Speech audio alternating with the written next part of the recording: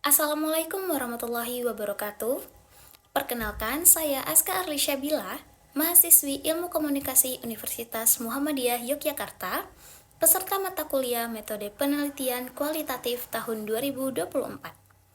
Pada video kali ini, saya akan menjelaskan mengenai analisis framing. Oke, analisis framing adalah cara media mengemas dan membingkai berita.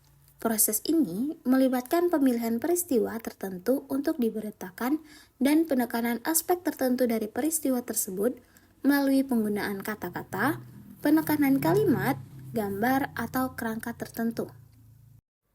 Tujuan dari analisis framing adalah untuk memahami bagaimana media menceritakan sebuah peristiwa, bagaimana peristiwa itu dimaknai, serta bagaimana fakta-fakta tersebut ditulis atau disampaikan.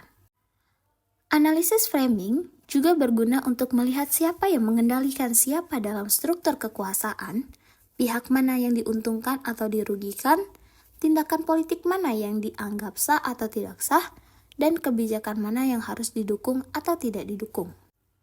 Proses framing sendiri melibatkan seleksi aspek-aspek realitas tertentu sehingga bagian-bagian tertentu dari peristiwa menjadi lebih menonjol dibandingkan aspek lainnya. Menurut Robert N. Altman, ini juga melibatkan penempatan informasi dalam konteks yang khas sehingga sisi tertentu mendapatkan perhatian lebih besar.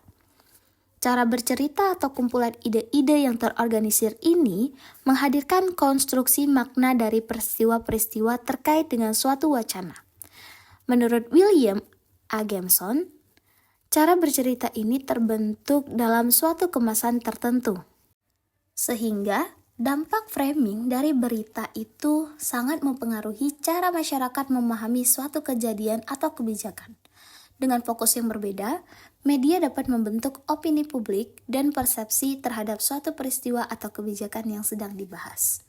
Sebagai contoh, adanya berita kenaikan harga BBM. Media A fokus pada dampak ekonomi. Mungkin media A itu fokus pada dampak negatif kenaikan harga BBM terhadap ekonomi rakyat. Jadi, judul beritanya itu bisa berbunyi, kenaikan harga BBM, beban hidup rakyat semakin berat.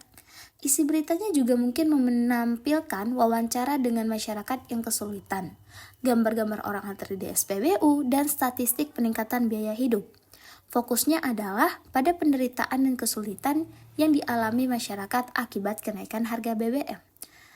Selain itu juga ada media B yang fokusnya itu pada kebijakan pemerintah. Di sisi lain, media B ini mungkin fokus pada alasan pemerintah menaikkan harga BBM dan manfaat jangka panjangnya.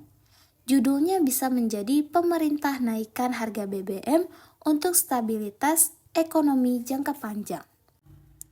Dengan demikian, dampak framing dari berita tersebut mempengaruhi cara masyarakat memahami suatu kejadian atau kebijakan.